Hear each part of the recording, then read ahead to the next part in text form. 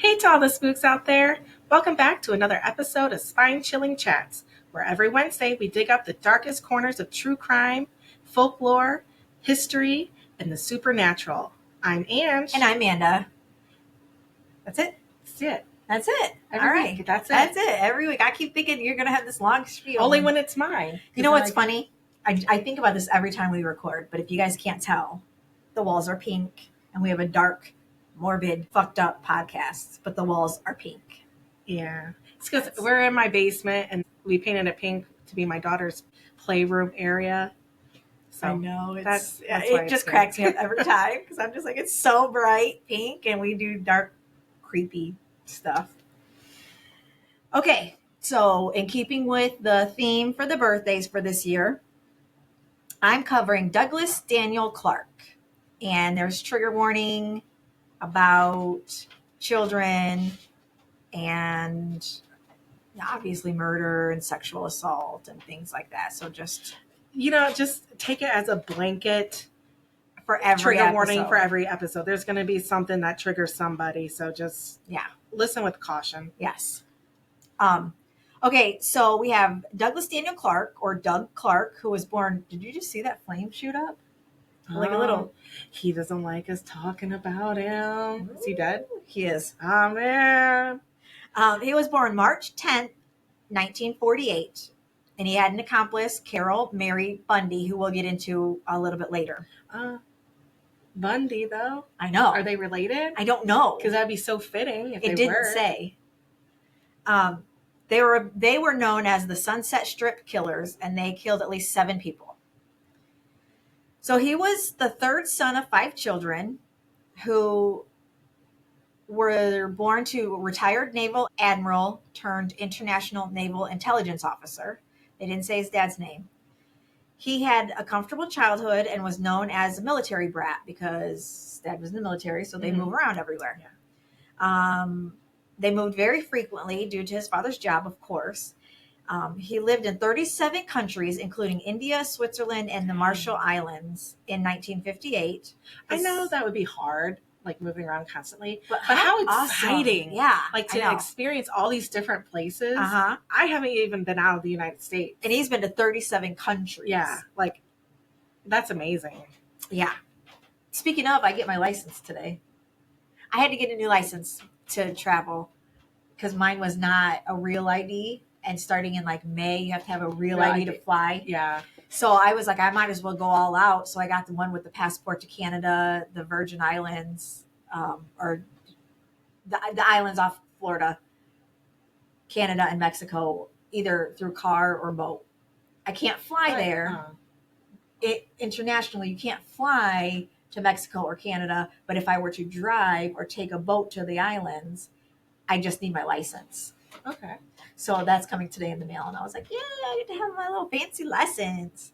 Everybody keeps looking at my license like I had to have my license for my prescription. And they were like, void. I said, it's not expired, though. Like, I have the paper, too, but it's not expired. And I need my medication. And I, is it going to work? And the guy goes, yeah. And then he goes, oh, wait, no, it didn't work. I was like, are you serious?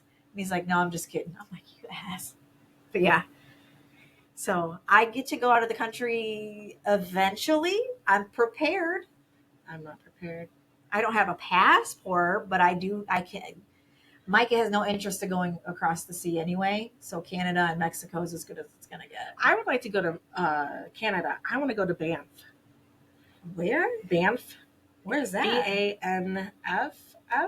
Banff. Okay. It's like above Montana. Okay.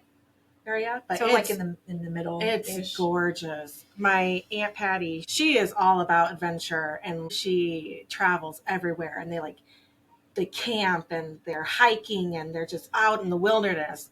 And she went there and she posted pictures and it was just breathtaking. Like I'm so jealous. I want to go to the rainforest.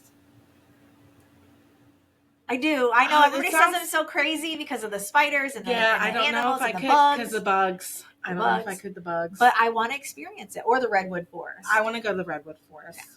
Or the forest. But we wanted to go to the West Washington. Coast anyways. Oregon. Yeah. Where is it? Washington. Washington. Yeah. Which we were supposed to. That was supposed to be this year or next year. Yeah. But Whatever. We'll make it one the day. redwoods are in California. Yeah. But anywho, sorry. Off subject. All right. So in 1958, his father left the Navy for a civilian position as an engineer with the Transport Company of Texas, but the family still moved around. He was sent to the International School of Geneva, and as a teenager, he reportedly recorded his sexual escapades with girls at school without their knowledge. Oh, that's creepy. And began developing a dark sexual fantasies of rape, murder, mutilation, and necrophilia. Oh, ew. Disgusting, right? Yeah. Ugh. He graduated high school in 1967 and enlisted into the Air Force. He was stationed in Colorado and Ohio. He was discharged from the Air Force. It did not say honorably or dishonorably. It just said he was discharged.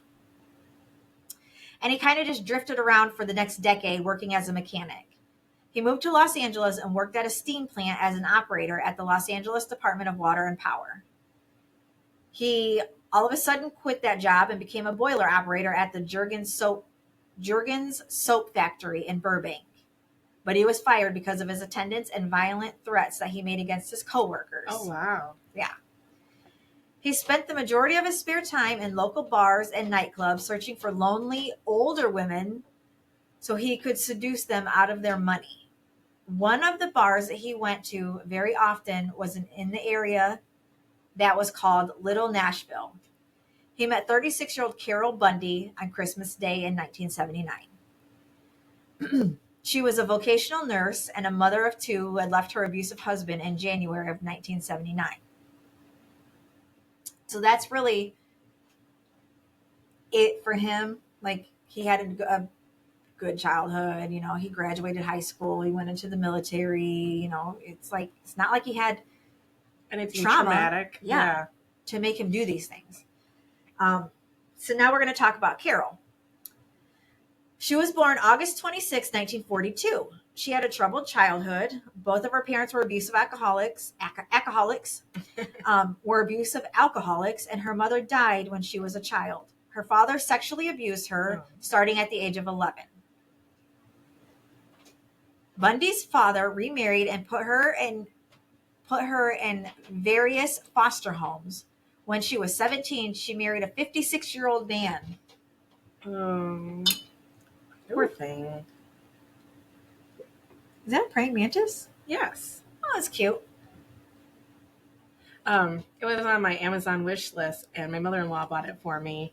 And I was assuming it was like, I don't know, like maybe this big. Don't pull it up. I got it stuck down. I didn't know if it was on the lid. No. Huh.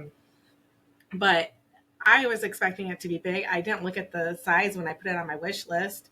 And she didn't either when she purchased it. And she got it. And it's this little teeny tiny thing.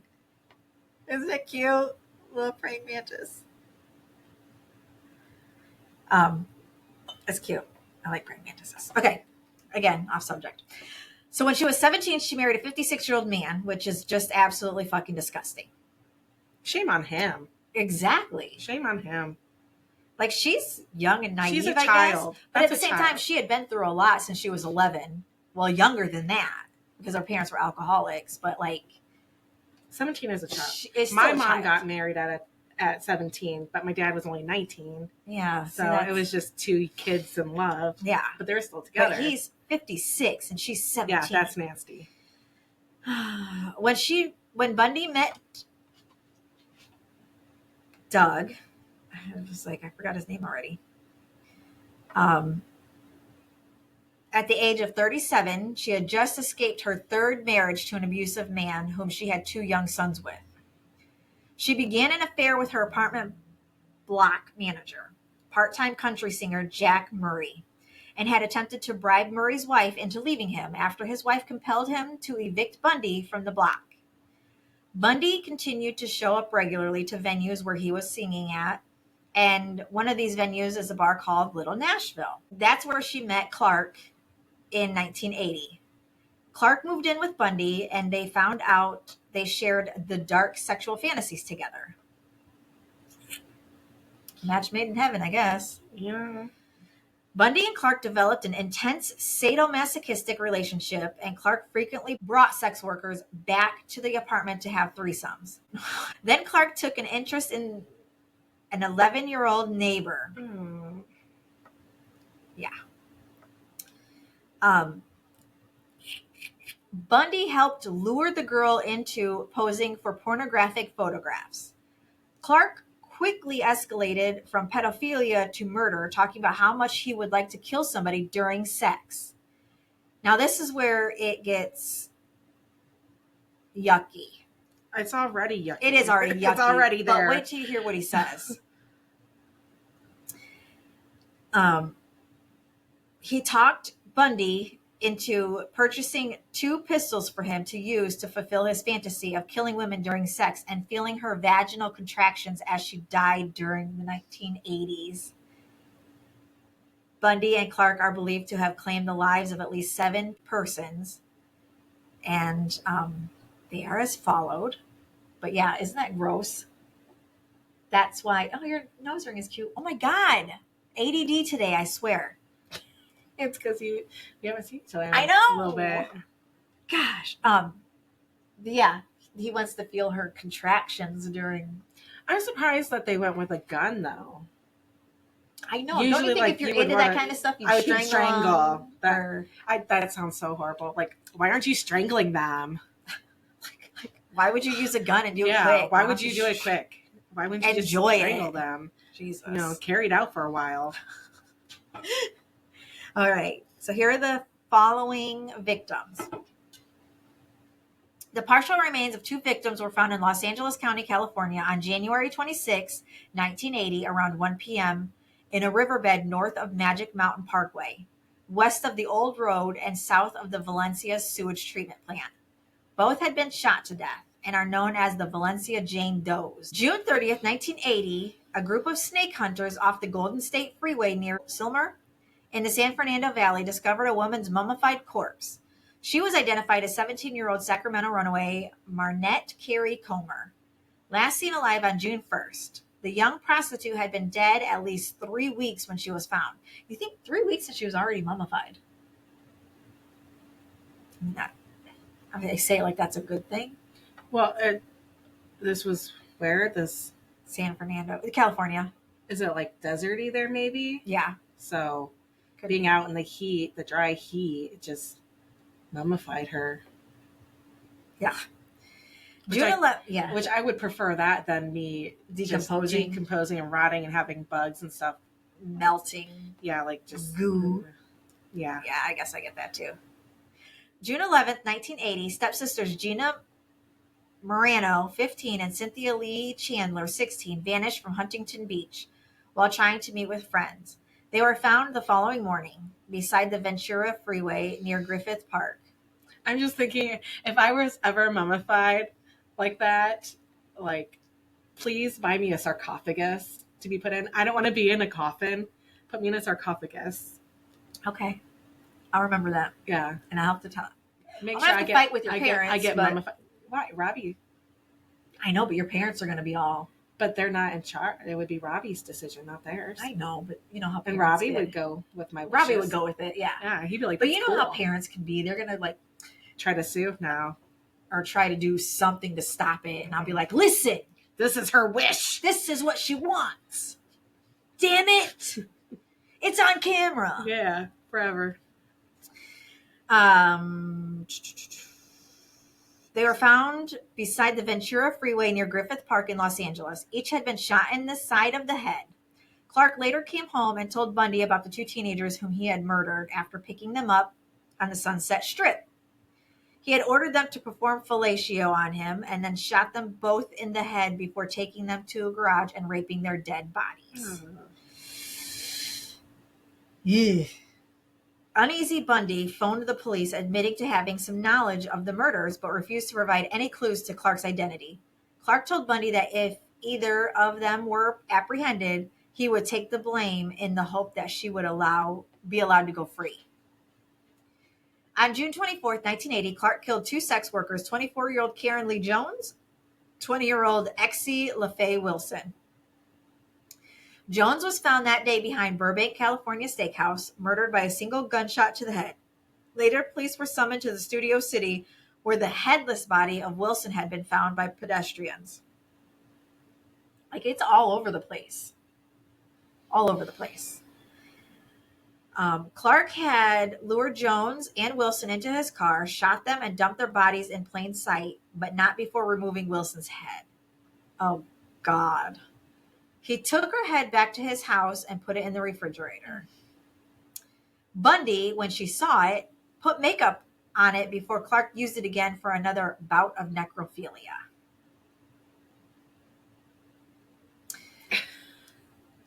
She later said, quote, "We had a lot of fun with her. I was making her up like Barbie with makeup." They're just fucked up, aren't they? That's what I'm saying. Like, these people are fucking gross. it's hard to believe that these are real people. Like, this isn't. Look at, I got the chills because Yeah, it's grossing me out. On June 27th, the couple put the freshly cleaned head in an ornate wooden box and dumped it on a Hollywood alley. Ornate. Yeah. I don't know where I got that from. An ornate wooden box and dumped it in a Hollywood alleyway. On June 27th, the couple put the freshly cleaned head Or in was it an ornament? Like, ornate? was it ornament? No, like, it's ornate. It just says ornate. Okay, it's like maybe it was Wooden leftover box. Christmas box. No, an ornate. Wait, I didn't even say ornate. I know, but how do you say ornament? Ornament. I was drawing a blank on that one. August 5th, 1980, Bundy attended a country music performance by 45-year-old Australian national John Robert Murray, her former apartment manager and lover. Ooh. After the performance, Bundy conversed with Murray and drunkenly talked about what she and Clark were doing. Ooh. Yeah, like, that's stupid. exactly.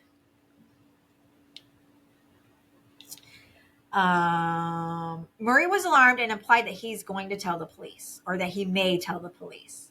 Bundy then lured Murray into his van to have sex. Once they were inside, she shot, stabbed, and decapitated him. Bundy left various clues behind. Right, that's what I'm saying. Like, he's already dead. What do you... why you gotta stab? And Clark's not gay, so he's not going to use his head for anything. Bundy left various clues behind, including shell casings in the van. 2 days later, Bundy bowed to psychological pressure and confessed to her coworkers that she had killed Murray. They called the police, and she gave a full confession to her and Clark's crimes. Murray's head was never found. So Clark is also believed to have murdered an unidentified youth who was discovered on August 26, 1980 in Newhall, California, near a pair of water towers by a maintenance worker. He said that he had smelled a foul odor. The remains have been somewhat disarticulated. The female had been killed by a single 25 bullet to one of the temporal bones of her skull and was found wearing only a red sweatshirt. Her face was reconstructed by the National Center for Missing and Exploited Children in efforts to identify her. Her remains were unrecognizable due to skeletonization. I can say that, but I can't say ornate. But I can't say. But, oh gosh, what can't you say? What is it? It's something really simple. It is too. I don't remember. Oh well, it'll come to us. Bundy informed the police that Clark had stated his particular victim was a prostitute from Hollywood. She elaborated that he had shot the female in the back of the head during a sexual act while inside the vehicle. After her death, she was disposed of in Newhall after she was raped post-mortem. She's known as the Newhall Jane Doe, or as Jane Doe 18.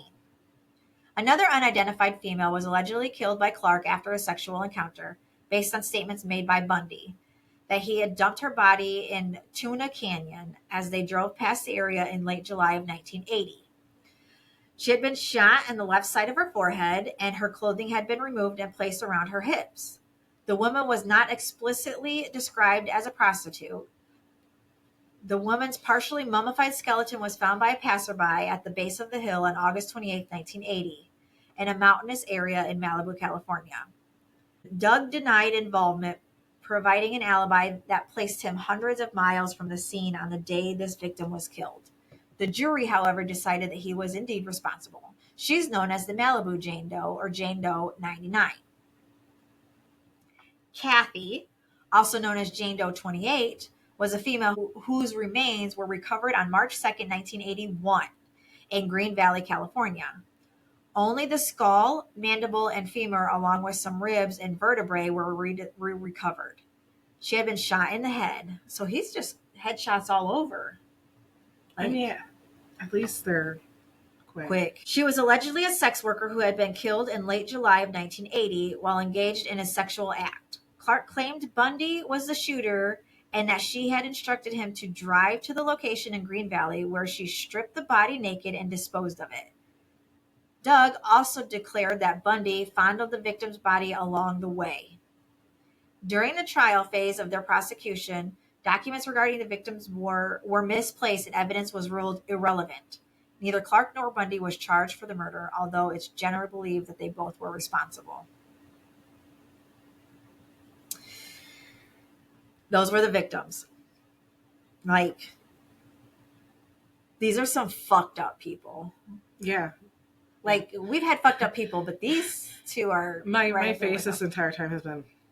Yeah. So, in the research for Bundy, for Carol, it says that... I don't like saying Carol because that's my dead grandmother's name. And she was angel from heaven. No, we were like the same person, if you could imagine. So I'm just going to say Bundy. I don't like saying Carol. In the research for Bundy, it says that the decomposed body of John Robert Murray, who was 45, was found on August 9th, 1980, in a van parked just blocks away from his home in Van Nuys? What is that? Nuys? That's how I would say it. Nuys? Van Nuys, California. Yeah. Nuys, that's how it's spelled. You guys know? Let us know. Or don't. It doesn't matter. You guys don't talk to us anyway. Like we're not going to change it regardless. So. Talk to us, please. He suffered a stab wound to the chest and was stabbed, shot, and decapitated. His head was never found. 2 days later, Bundy called the police and confessed to shooting her lover, John Jack Murray, with her chrome raving gun 5 days before his body was found. On March 3rd, 1981, a skeleton was unidentified and incomplete, and it was of a young woman that was found buried in a small, shallow stream bed near the banquet reservoir. Blech. There were only a few bones that remained, but they did recover a skull with a bullet hole. The firearm wound matched the description of the murder of a prostitute that Clark and Bundy had picked up, according to their own testimonies. Clark said that Bundy had shot the young woman in the head, stripped her bare naked, and instructed him to drive to the location in Green Valley where they disposed of the body. Clark also said that Bundy fondled the dying victim along the way, and was later come to light that Bundy confided in a fellow nurse about her involvement in the murders of Murray and the unidentified woman, though she alleged that Clark had fired the fatal shot. And that was Bundy's research. Clark's research said they were both arrested and jailed on August 11th, 1980. The murder weapons were found hidden at Clark's workplace. Bundy was charged with 2 murders of Murray and Kathy. She confessed to it being present during the murder. That she didn't do the murder, but she was present during the murder. She witnessed it. Yes. Clark was charged with 6 murders throughout this case, and Clark's case began in 1982. He intentionally caused delays by complicating and drawing out the process through misuse of the court to his advantage. His behavior was vulgar language and making countless demands in court after being denied.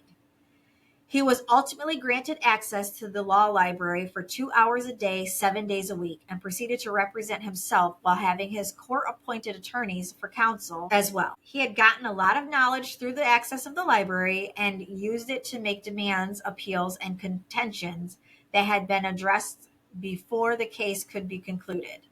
Gloria Keys, as a forensic psychiatrist, testified that Clark had antisocial personality disorder at his trial. He acted as his defense counsel and tried to blame Bundy for everything, claiming he was manipulated. The jury didn't believe him, thank God, and he was sentenced to death in 1983. But per the California law, all deaths were automatically appealed and reviewed. And then upon review in 1992, the sentence was upheld and Clark was made to go to the California's death row until his death from natural causes in 2023. Well, that's kind of shit. That's what I'm saying.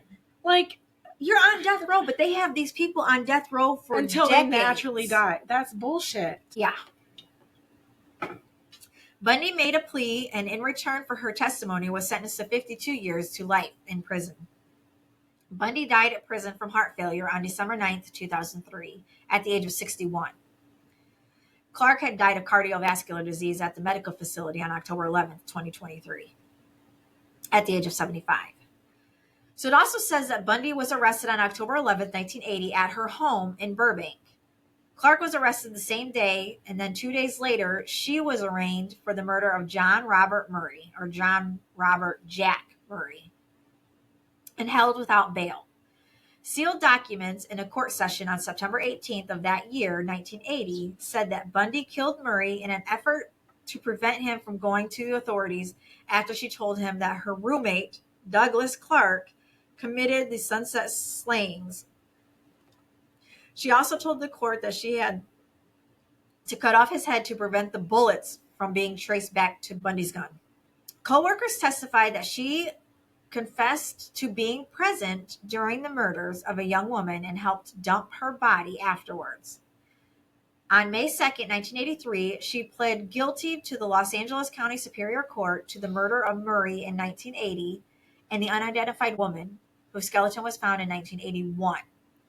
Her plea came as a surprise for prosecutors, as she originally had pleaded not guilty by reason of insanity. Though no bargain was made, the district attorney could not prove special circumstances, a requirement for life without the possibility of parole. They already agreed to remove the death penalty because of her testifying against Clark for his part in the crimes.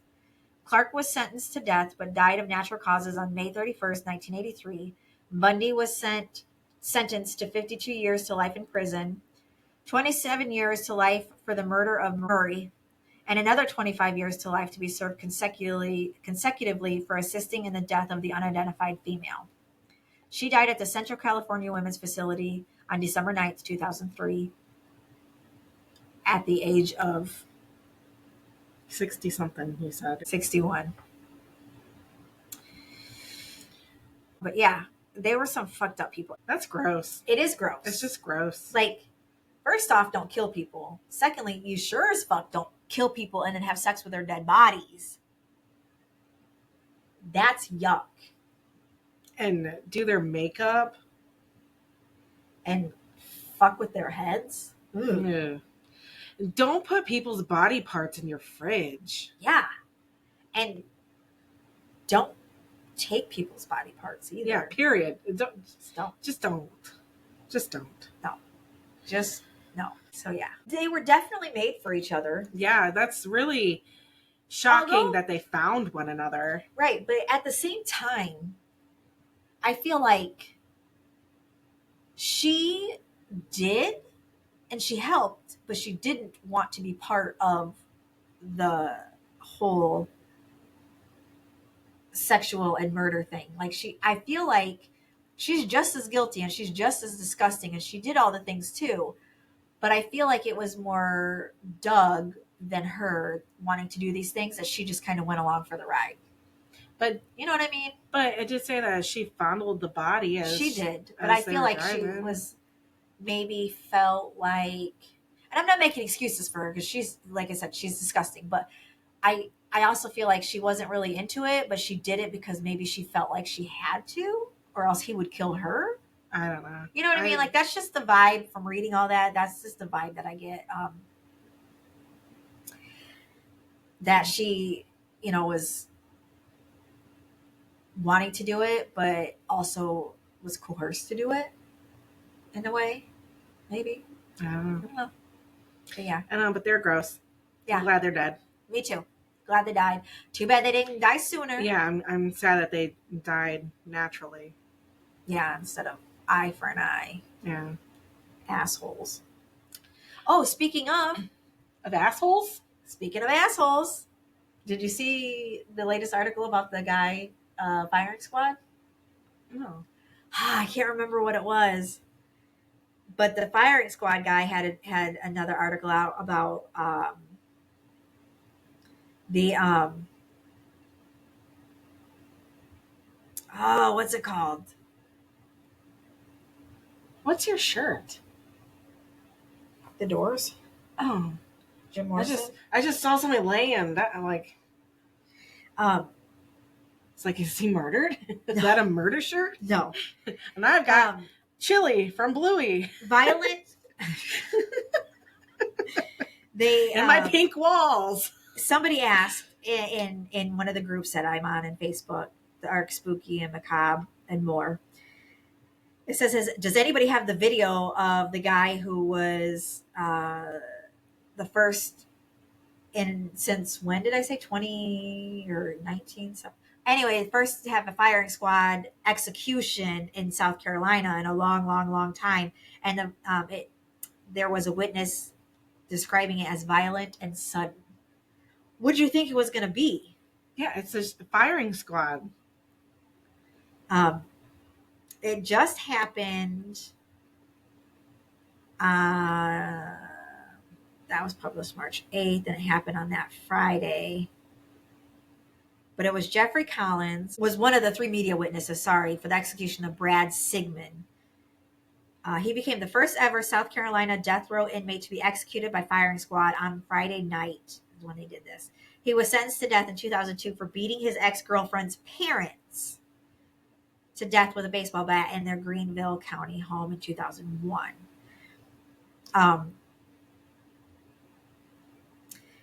The Collins dude was a witness to 11 South Carolina executions during his nearly 25-year career, and he reported that Sigmund's death was violent and sudden.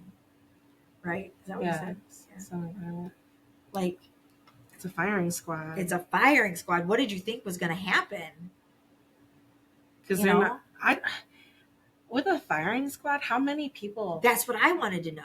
Are firing because, and are they all like shooting for the same target? Right. Do they all are they going for a headshot? Or do they all just willy-nilly shoot at him and wherever it hits, it hits? Okay, so right here it says,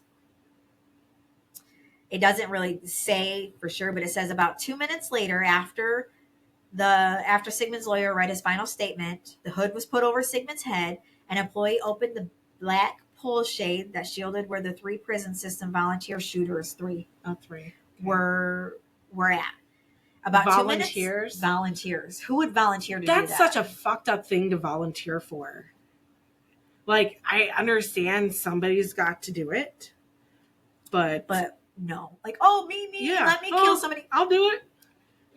I cannot do that. I cannot do that. However, I can see the fantasy of people being like, I want to know what it's like to kill somebody, and then you can do it legally. But that's fucked up. It is fucked up, yeah. It says about 2 minutes later, they fired. There was no warning or countdown. The abrupt crack of the rifles startled me.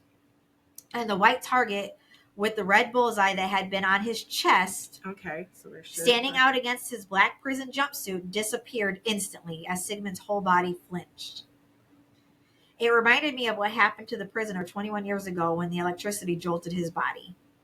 I tried to keep track all at once of the digital clock on the wall to my right, Sigmund to my left, the small rectangular window with the shooters and the witnesses in front of me. A jagged red spot about the size of a small fist appeared where Sigmund was shot. His chest moved 2 or 3 times. Outside of the rifle crack, there was no sound. A doctor came out less than a minute later, and his examination took about a minute more. Sigmund was declared dead at 6:08 p.m. And that was from an article on the Live 5 WCSC, the Lower Country's news leader. But yeah, that just happened, guys. I'm sure you guys all know about it, but I just thought it was interesting. Like, speaking of assholes, I'm glad he's fucking dead too, because what did his girlfriend's parents ever do to him? She's the one that left him or cheated or whatever happened between those two. I don't know. But he took it out on her parents, or she broke up with him and he took it out on her parents. So, asshole's dead by firing squad. First one in South Carolina ever. What a way to choose to go. Like, that's the way. Yeah, he chose that too. Yeah. Instead of a nice, calm, lethal injection. Like, Yep. Crazy. But yeah. Yeah. Well, if you enjoyed this story and want to hear more like it, you can go to our website, www.spine-chillingchatspodcast.com. There we have, again, links to other stories like this. We have links to our merch store, so check that out. We just added a whole bunch of merch. We've got a little bit of Bigfoot on there. We've got some other cryptids. We've got aliens, so check that out. Yes. Check out our pictures. Yeah, we got our pictures and bios on there. You can also submit your own stories to us. Yes. Ideas of what you want us to cover, or if you've had any supernatural happenings, or any fairy fucking, or any cryptid sightings. Are you friends with Bigfoot? Have you been abducted by aliens? If you're friends with Bigfoot, hook a sister up. Yeah. We want to meet him. Yeah. We don't want to date him. We just want to meet him. I want to know if it's just his feet that are big. I don't want to know that, but I mean, you're not curious? Now I'm curious. Like, I don't want to touch it. No. I just want to see it. What about the abominable snowman? He's big too. Yeah. But he's cold, so maybe his is... Oh! There is shrinkage! I swear I'm a grower, not a shower. But anywho... Talk about penises. Yep. Okay. So submit them there, or you can email them directly to us at spinechillingchatspodcast@gmail.com. And there is no hyphen in that one. But find us on Instagram, Facebook, YouTube, TikTok while it lasts. All the things. Yep. Please comment. Please like it. Subscribe. Share. Please share it with everybody you know. Tell your mamas. Yeah. Like, tell everybody. So yeah, tell people. Tell people. Hit us up. Yeah. We want to talk to you guys. Thank you for listening. Yeah, we really want to. We want to keep doing this, and we have fun. We hope you have fun too. Yeah. So let's have fun together. Yes. All right. Join us, won't you? Won't you be our neighbor? Okay. All right. Enough. Well, we hope you enjoyed this. We hope you come back. And most of all, we hope you keep it spooky. Bye, guys. Bye.